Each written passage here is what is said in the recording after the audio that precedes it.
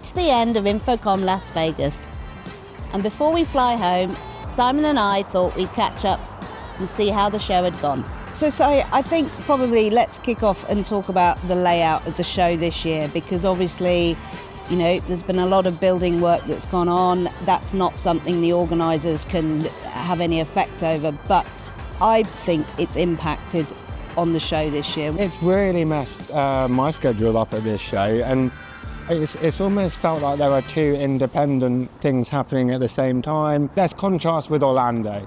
Everything in one space, the layout, the configuration was brilliant. Here, if you don't have a spare half an hour to make sure you can get back again, you might as well not make that journey. They did try to mitigate it with things like encouraging people to use the loop or the shuttle buses, but there were long queues, there were long waits, and so you ended up doing that walk. The other alternatives are great. Like, I've caught this shuttle now several times. It is really efficient, but it's still a 10-minute procedure to get down there. What were your feelings about the different kind of vibe between West and Central? Because I certainly felt that it was quieter when I was in the West Hall than in Central. Every time I've been in the West Hall, yeah, I'd agree.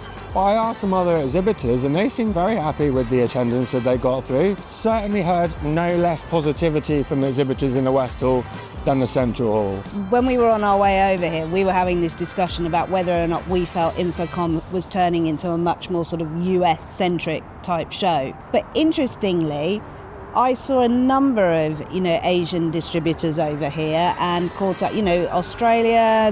I don't know if you saw many from the Middle East. I have seen people from Middle East and Africa, but I do feel that was less than it would have been a couple of years ago.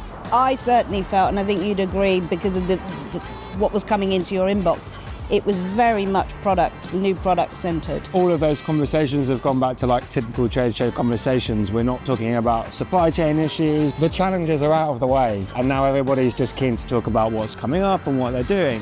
You've got in that West Hall, LG's kinetic video wall again at like an ISE that gets lots of attention. Samsung's the wall, looks brilliant. Those like pinnacle solutions are ISE 6 months later. Did you feel there was any themes or topics that were coming to the forefront here on the floor? AI is definitely a big buzzword still, and it's starting to become more real in some niches now. But what I thought was really interesting was Joe's opening keynote, where it was really about how AV needs to be centre stage of the conversation with AI. Like, he really sees us as being the industry that can and will help move the AI sector along, which is great to hear. Other themes, probably the cloud, lots of talk about the cloud. So it's all about moving things off premises, remote management for these big global entities who sprawl across the world to be able to manage everything from one central location. And that opens up a lot of possibilities for them. And I think we probably just need to touch very briefly on your very special night across the road. Oh yeah, well I finally got into the Sphere, yeah. It was brilliant. I wasn't too sure what to expect going in that. I guess all I can say is, try and go and check it out if you can. It really is, it's quite a special show. So that's all from us from Vegas. Thanks for watching.